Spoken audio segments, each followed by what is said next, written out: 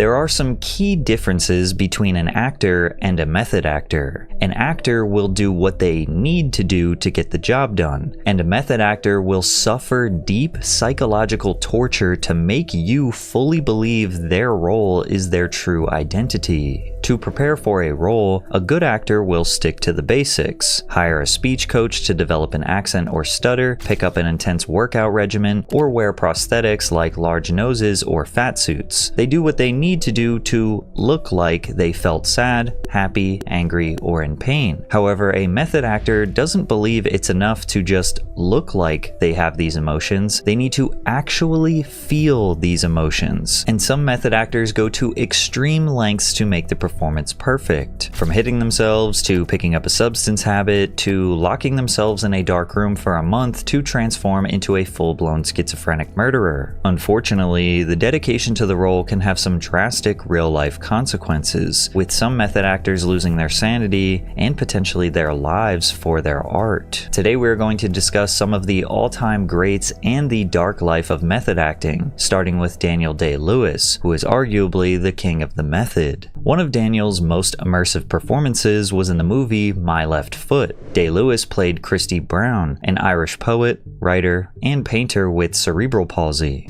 Yeah, I know what age that's 10-year-old, same age as me.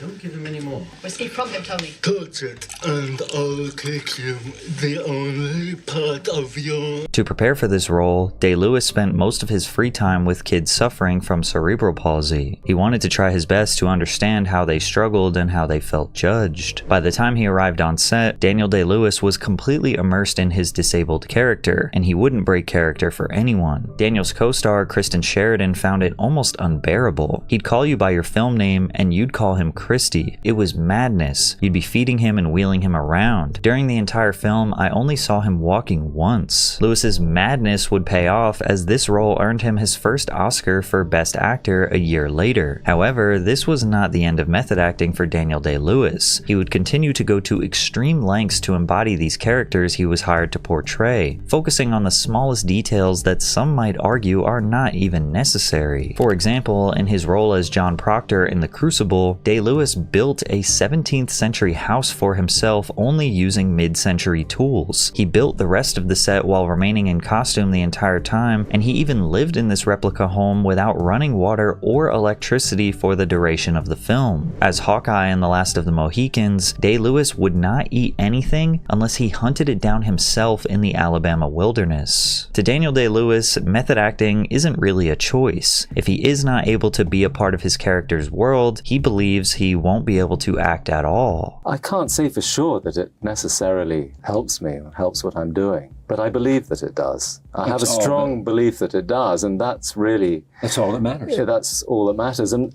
beyond that, Charlie, I'd say that it's as much to do with this whole thing. There's the beginning of this, the life of any individual piece of work begins with a compulsion of some kind. And writing, necessarily acting, you share directing. That with the director, otherwise you might as well stay at home. You have a shared sense of urgency to tell that story.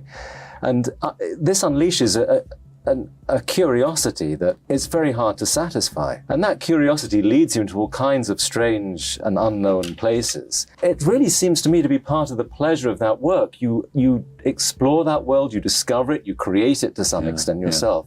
Why the hell not hang around there for a while? By hanging around in these made-up worlds he created, Daniel has helped make some of the greatest movies in history, like Gangs of New York with Martin Scorsese, or Paul Thomas Anderson's There Will Be Blood. Louder! Say it louder! I've abandoned my child! I've abandoned my child! I've abandoned my boy! Although his approach to method acting has made him an industry legend, Day-Lewis's creative process takes an unimaginable toll on his health and well-being. Between films, he's known to disappear for months or years before taking on another role, usually refusing to share what he's been doing during that time. He feels that the method is probably necessary for his acting. However, in his rare interviews, he has said that performing can be taxing, and it forces him to take breaks to stay grounded. The way in which I I'm able to enjoy the work most seems to mean that I then have to stay away from it for a while. What Daniel Day-Lewis is describing is a common feeling among method actors. He was just lucky enough to strike a balance where he could always find himself again. Although for some actors, removing themselves from a role isn't so easy. Like when Jim Carrey basically lost his sanity and truly believed he was possessed by a dead artist named Andy Kaufman. But real quick, if you're busy but still want to eat real, high-quality meals without cooking or meal prep, Cook Unity is the way to go, and I want to thank them for sponsoring today's video. Cook Unity is a chef-to-you meal delivery service that brings fresh, handmade meals from award-winning chefs right to your door. Each week, these chefs craft hundreds of globally inspired meals, from vegetarian to paleo and everything in between. Meals are delivered fresh,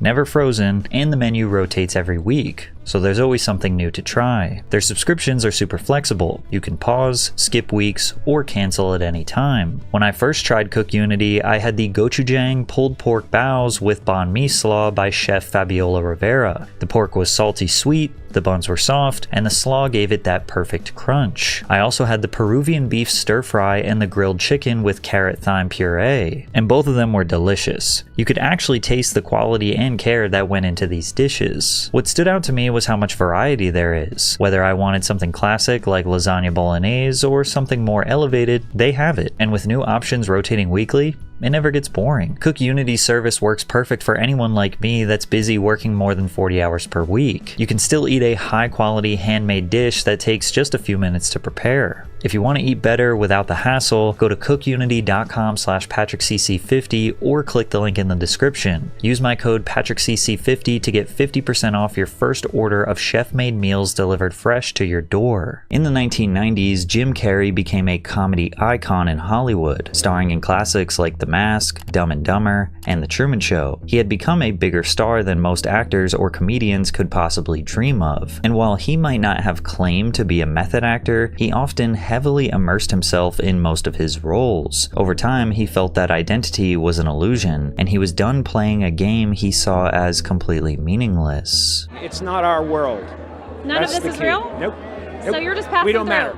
We don't matter. Oh. In fact, there was one specific role that made Carrey realize he lost his sense of self, which was during the film Man on the Moon, a biopic about his idol, performance artist Andy Kaufman. I don't know if you call it method acting or whatever. It's like he was gonna channel Andy Kaufman. He became Andy Kaufman for these 80 days that he was on the set we were filming this movie. Calling Andy Kaufman a comedian feels like an oversimplification. He was an enigma. His entire career was basically an experiment in how far he could blur the lines between comedy, performance art, and real life. During one of his comedy sets, Kaufman started reading The Great Gatsby verbatim. No jokes, just reading it straight. When people started leaving or booing, he kept going. Totally deadpan, treating it as an actual performance. Andy even started wrestling women at his comedy shows. He'd trash talk women, say they belonged in the kitchen, and challenge them to real matches. He even created alter egos that became famous in pop culture. The most prominent one was irreverent lounge singer Tony Clifton. The character was a chronic smoker and drinker who would show up at random events or television shoots with prostitutes. To add to this confusing performance art, Andy Kaufman's longtime friend Bob Zmuda would often play Tony Clifton, making some people believe Clifton was a real person since Andy and Clifton would be in the same room at once. Kaufman also loved professional wrestling, mostly because of the art of kayfabe, which is the established practice where wrestlers and their storylines are presented as real even though they are staged performances. Kaufman's rivalry with Jerry Lawler was one that brought professional wrestling into the mainstream. Their commitment to kayfabe was so legendary that it made audiences believe they genuinely hated each other. After one fight with Lawler in the ring, Andy Kaufman spent 3 nights in the hospital, but he wasn't actually hurt badly.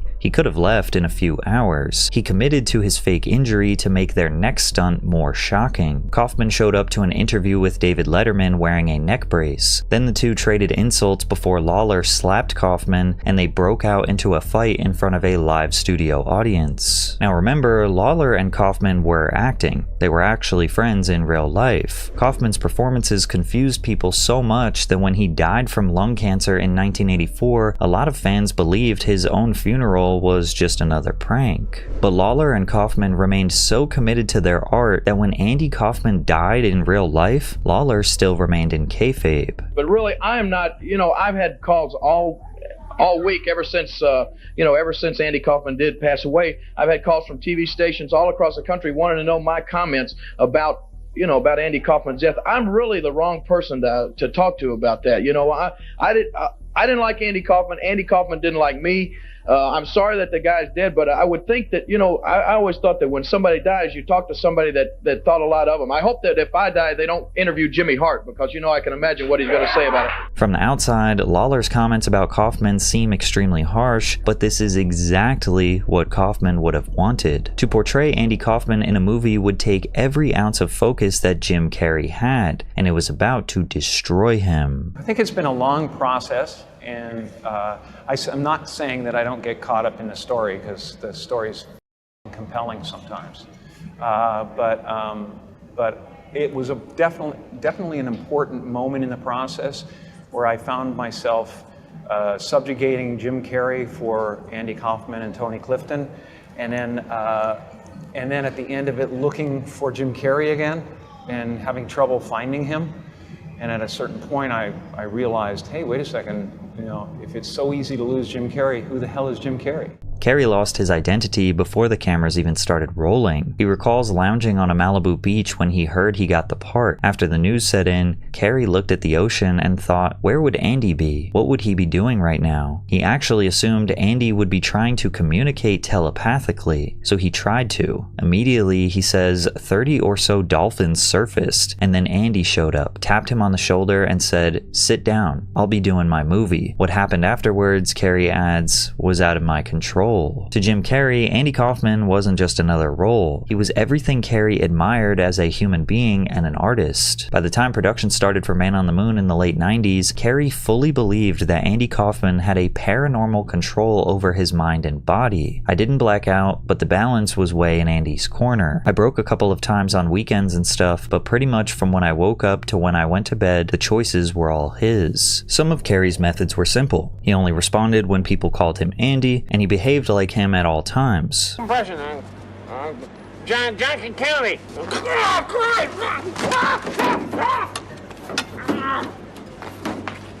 But then he started taking it much further. Carrey threw temper tantrums like Andy, showed up late and drunk to set like Andy, refused to say his lines like Andy, and he even disrespected and talked back to producers like Andy sometimes did. The entire cast were forced to hang out with Carrey's version of Andy Kaufman and his alter egos for the next 4 months, which led to some of the cast feeling like Carrey was a total nightmare to deal with. Man on the Moon. Oh, it was challenging. It was not easy.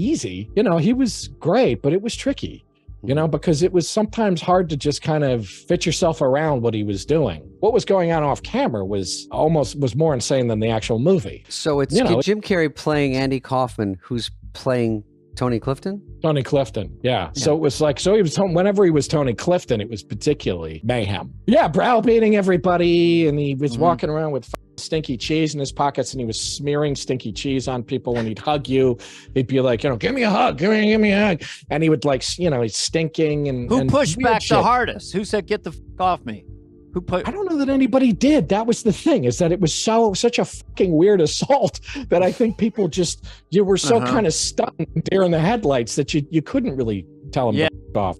We're just like, okay. Because it was just sort of, it just occupied the whole room. Jim was so unbearable that Universal refused to let the behind-the-scenes footage get released because they didn't want the world to think that Jim Carrey was an asshole. The very first time I saw him, we were on the set of Universal Studios, and all of a sudden I see, bam! This big glass bottle of juice or orange juice or something comes flying through the air, almost hits me, and I'm like, what the heck? And I look over, and there's Jim Carrey, dressed as Andy Kaufman. He says, I'll get you, Lawler! And then he runs inside the trailer. On more than one occasion, Carrey actually hung out with Andy's real family on the set while portraying their deceased son, providing anyone still grieving Andy's loss with closure. He even got in contact with Andy Kaufman's daughter, who never met him, to give her the chance to say, I love you. Luckily, the family was supportive of this, with Kaufman's sister saying, he wasn't being shticky when he was being Andy with us. He was almost trying to give us a gift. At the time, Jim's performance was controversial. Critics, cast, and crew were unsure if Jim was just doing what was necessary to accurately, artistically represent Andy Kaufman, or if he was just kind of being a dick. Unfortunately, Jim Carrey is far from the only actor to push things a bit too far. Some actors embracing the method lose control almost entirely, creating performances that cause serious harm, like when Val Kilmer decided to transform into the Lizard King of rock and roll and was accused of giving a young actress lifelong trauma. Val Kilmer was one of the most famous action movie stars in the business, starring in massive hits like Top Gun and Tombstone, but nothing could have prepared Kilmer for his role as Jim Morrison. Morrison was the frontman of The Doors, a 1960s band fueled by sex, drugs, and rock and roll. But like a lot of artists at the time, the drugs got the best of him, and he always had a difficulty holding it together. I'd like to do a song that, or a piece of music that's just a pure expression of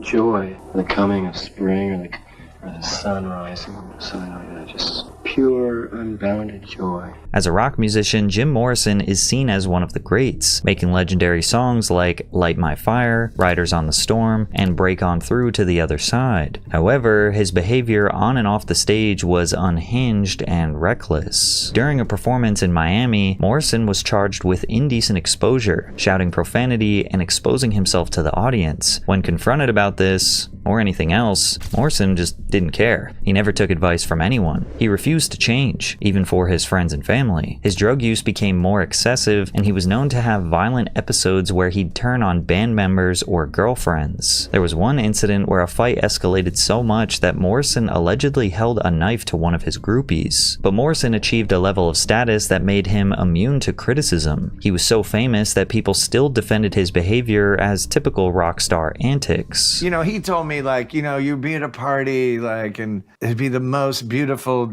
chicks and the best drugs, and everyone's like feeling it. And then Jim Morrison would show up, shove someone down the stairs, and then go lay in the street until the cops come. He goes, "That's bullshit." You know, he like f up the whole scene. And I was like, it's kind of cool. I mean, it's kind of punk. Morally aligned or not, nobody deserves to go the way Jim did, as Morrison's drug habits sadly got the best of him, and he died at the age of 27 of cardiac arrest. To become Jim Morrison, Kilmer locked himself away and memorized 50 songs from The Doors to perfect his voice, which is a major feat considering most actors just lip sync in fear of doing something wrong. Kilmer then dressed like Jim, walked like him, and moved like him for months until he matched his mannerisms perfectly. But to capture Jim Morrison's unpredictable behavior, Val Kilmer felt that he had to embrace everything that Morrison was, and this took a really dark turn, especially when it came to how Kilmer captured Morrison's controversial relationships with women. Val, how did you survive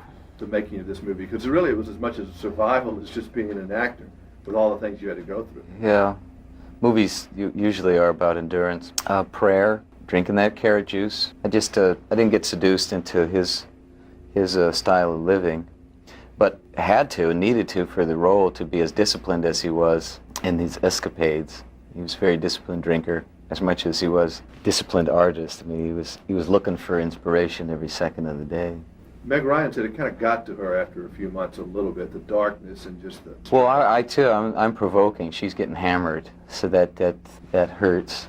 You know, as much as it hurt to do it, it hurts to be on the, you know, someone calls you 20 years, you start flinching. In the wake of the Me Too movement, former actress Caitlin O'Heaney made some serious allegations about her experience auditioning for the role, saying Val Kilmer physically assaulted her while everyone around stood and watched it like it was normal. During the audition, Kilmer unexpectedly struck me in the face and knocked me to the ground. When I got to the room, Val Kilmer picked me up and shaked me, throwing me down to the floor. Stone just stood there the whole time, laughing. Some of the crew have rejected O'Heaney's claims, like casting director Bramon Garcia, who said O'Heaney and all other actresses were warned that they would be reading a volatile scene that could result in physical contact. I remember there was a moment Val pinned her to the wall, all part of the scene, she explained, adding that she immediately stopped the scene before it got carried away. But others still see it as suspicious considering O'Heaney went to the police right after the incident, making a formal report, and the fact that Stone and Kilmer reached a settlement settlement outside of court makes things a little more suspicious. Because of his dedication to the immersive performance, rumors have circulated that Kilmer needed therapy after the role, and if this happens to be true, he's not alone. Replacing one identity for another, especially for long periods of time, often has a price. There's actually a science behind why people have trouble finding their sense of self after becoming another person. In a study called Becoming a Character: Dissociation in Conservatory Acting Students, psychologists attempted to discover the impacts of method acting and what it does to the human brain, using the Dissociative Experiences Scale, DES-2, measuring the disconnect between the mind and reality. Giving the test to actors before and after 6 months of training, doctors found that, although no significant changes occurred over time, acting students scored significantly higher than the general population on the DES-2, showing traits that psychologists find when looking for psychopathy. And while this doesn't mean actors are psychopaths, it does mean they are entering a sort of flow state that can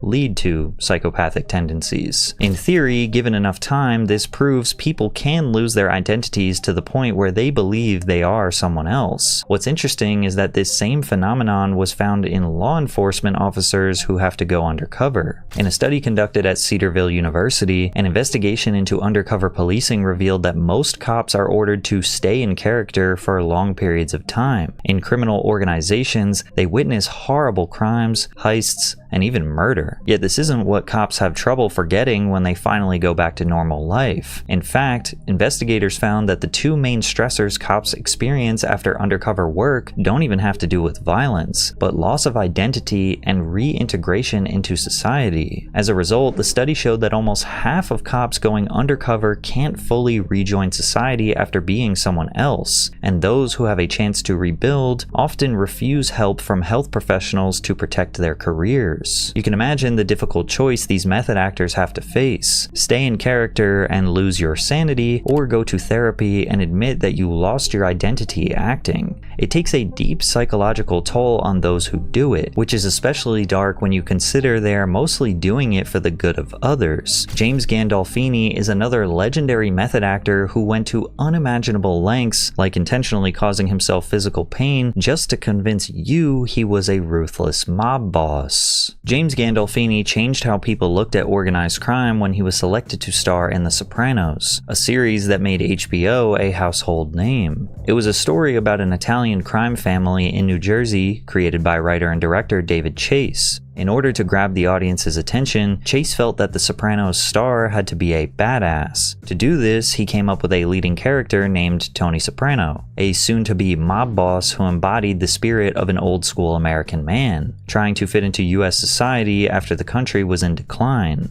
When James Gandolfini auditioned for the role, it was love at first sight. He left in the middle of the first audition, Chase recalled, but we thought he was great. So our casting directors got him to come to my house and he read the scene. And it was like, you know, bang. But Chase had no idea what lengths the actor would go to bring Tony Soprano to life. James Gandolfini's co-star Michael Imperioli, who played Tony's nephew, Christopher Moltisanti, described his first real experience with James' method in an interview on the Joe Rogan Experience. Like anything, you start to see what you have, like what are these actors bringing, you know, what are they playing to their strengths and what kind of qualities they're bringing to it. You know, just like there's that one scene in the pilot where at the end, towards the end of the pilot, my character tells Tony Soprano, oh, I could go to Hollywood and sell my story or something. And he, in the script, it was kind of, he was like fatherly, like, you don't want to do that and sell out. You got to stay with us and build a family or whatever. And instead, Jim just grabs me, you know, by the throat or something like that. And it became very menacing and very intimidating. And he really, you know, and I think David saw that and was like, oh, wow, that's the guy. That's the character. That, and it probably influenced how he took the story and how he would write it. But I think a lot of the tone was already in his head, but seeing what the actors were bringing to it, I think, you know, influenced a lot. Gandolfini's presence on screen as Tony demanded your attention. He could be calm and quiet during a conversation, only to become explosive and merciless a second later, especially during therapy sessions with co-star Lorraine Bracco as Dr. Melfi. So you know. You let me sit there. Please sit down. How the am I supposed to trust you? You're my doctor. Please sit down. You're scaring me. You've been drinking. Why the didn't you help her? Sometimes you can't. I bet you charged her enough, didn't you, huh? I bet you didn't cut her a deal because you're incompetent. He was vulnerable, sensitive, ruthless, and cunning all at the same time. The method acting started with the typical tactics. He'd walk around in the set in his character's bathrobe with a mean attitude or interact with actors as if they were in a scene. But as the drama continued throughout the series, Tony Soprano's crimes and behavior would get darker, and Gandolfini did everything he could to match that energy before filming. If Tony was binge eating to cope with inner pain, he would do the same. And to capture physical pain or Tony's anger perfectly, the actor would deliberately drive himself into a rage, hitting himself on the head or depriving himself of sleep. "Drink 6 cups of coffee," he said, describing his technique, or just walk around with a rock in your shoe. It's silly, but it works. In an HBO documentary about The Sopranos titled Wise Guy, David Chase and The Sopranos, Michael Imperioli describes the real Gandolfini saying, "He was very different than Tony Soprano. He was very laid back, he wore Birkenstocks and liked Green Day and AC/DC. What's funny is that a lot of fans look at Tony Soprano as kind of a role model, which is very scary in a lot of ways. He probably felt that, people thinking he's Tony Soprano and he's not." To adapt, Gandolfini's method acting evolved to the point where he would do anything to make his acting believable, even if it had real-life consequences. James Gandolfini had on and off issues with substance abuse before The Sopranos started. He would drink heavily and was known to smoke constantly. Portraying Tony made things worse. Gandolfini had lost control, often being late to work high on that booger sugar or extremely drunk. HBO's chairman and CEO at the time, Chris Albrecht, talked about the chaos, saying, "Eventually the cast and crew tried to have an intervention with the actor. He walked in, saw everyone sitting there and was like, 'Oh, F this,' and he walked out." Albrecht recalled that Gandolfini said, "Fire me." The method would continue to destroy Gandolfini inside and out. It's hard to definitively say that method acting was the main cause, but the stress obviously leaked into Gandolfini's personal life. In 2002, his addiction got so bad that his wife filed for divorce. 3 years later, he failed to appear for the Golden Globes as a presenter, where he was later found severely drunk and making snow angels in front of his hotel, even though there wasn't any snow on the concrete beneath him. Any fan of The Sopranos can't deny that James Gandolfini's method acting was great, and the HBO masterpiece would have never grown into a billion-dollar asset without Tony Soprano as the main character. But it also showed that putting 110% dedication into a role can tear your real life apart. But whenever the topic of method acting comes up, there is a role that must be included in the conversation, and that is Heath Ledger's Joker in The Dark Knight, which is easily one of the greatest method acting performances in Hollywood history, one that many suspect actually led to Ledger's early death. Heath Ledger was becoming a major Hollywood star, acting in well-known films like 10 Things I Hate About You, The Patriot, A Knight's Tale, and Brokeback Mountain. As his career was reaching new heights, director Christopher Nolan reached out to see if Ledger would star in his new Batman trilogy. Not as the Joker, but rather billionaire Bruce Wayne in Batman Begins, before the role was ultimately given to Christian Bale. Surprisingly, Heath Ledger wanted nothing to do with the project, politely declining the offer because he failed to see Nolan's vision for the film. To Ledger, the idea of being part of a superhero franchise didn't seem fulfilling. In fact, when an interview asked him if he ever considered being a superhero before, he said, "Not really. With the tights and undies and the boots, I would just feel stupid and silly. I couldn't pull it off, and there are other people who can perfectly, but I just couldn't take myself seriously." But all of that would change when Ledger saw Batman Begins on screen. Sitting in the theater, he realized that Nolan's Batman story wasn't like other comic book adaptations. It was more edgy and dark. And when Ledger learned that the sequel, The Dark Knight, needed someone to play the Joker, Batman's insane arch-nemesis, suddenly he needed to be a part of the film no matter what. To become the Joker, Heath Ledger locked himself in a hotel room for over a month. In isolation, he studied the materials that Christopher Nolan gave him, and constantly worked on the character's posture, voice, and dark psychology. To bring it to another level, he also made entries into the infamous Joker Diary, which included sinister writing, manic scribbles, and disturbing pictures. Some pages had references to Stanley Kubrick's Clockwork Orange, a movie about psychopaths and abuse. There was a photo of a hyena to develop his signature laugh. Ledger even made a list titled Things That Made Me Laugh, where he wrote blind babies, landmines, AIDS, beloved pets in road accidents, statistics, pencil cases, brunch, and the periodic table of elements. The journal was packed with things that might have had him condemned to a mental institution if it weren't made for a movie. We looked at paintings by Francis Bacon, visual reference, we looked at all kinds of things, talked about all kinds of different philosophical ideas behind the Joker and anarchy and chaos and what he would represent. And Heath was just ready to do it. He was ready to do something that big. During filming, Ledger had immersed himself so deeply into the role that even his cast members could not help but be a little apprehensive. He'd look at the diary to tap into his foreign personality and then bring that intensity into every scene. Ledger even told Christian Bale not to hold back when hitting him during fight scenes, which freaked Bale out because he had been training his body to look like a lethal weapon. He was kinda egging me on. I was saying, you know what? I don't need to hit you. It's going to look just as good if I didn't.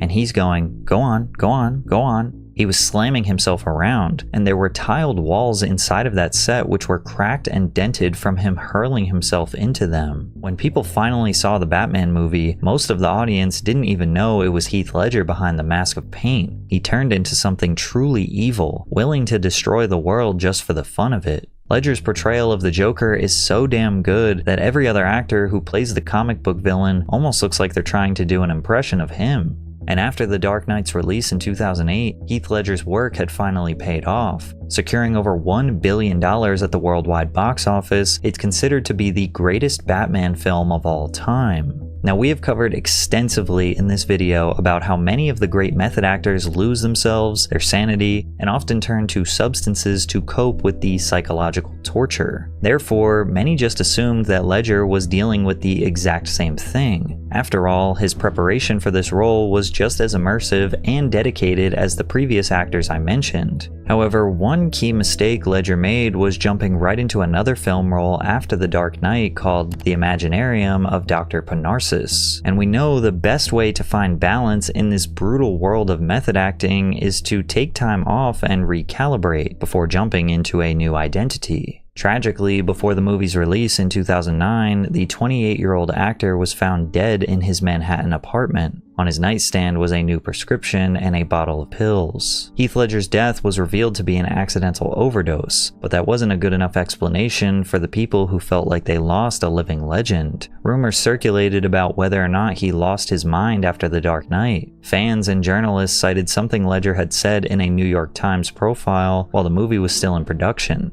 It is a physically and mentally draining role. Nolan's Joker is a psychopathic, mass-murdering, schizophrenic clown with zero empathy. This rumor became fact in the court of public opinion that the Joker role killed Heath Ledger. However, the truth was Ledger had been dealing with insomnia years before the Batman trilogy existed. To try and sleep, Ledger would take a lethal cocktail of prescription medications including Oxycontin, Vicodin, Valium, Xanax, Unisom, and Risterol. Heath's own sister reportedly told him in private, "You can't mix drugs that you don't know anything about." Today, people debate whether or not Ledger would still be with us if he did not take on the role as the Joker. Now, I'm no doctor or medical professional, so we can't definitively say that this role was the reason for his early passing, but because of what we know about the deep psychological ramifications of method acting, combined with a toxic combination of prescription pills, it was a tragic disaster waiting to happen.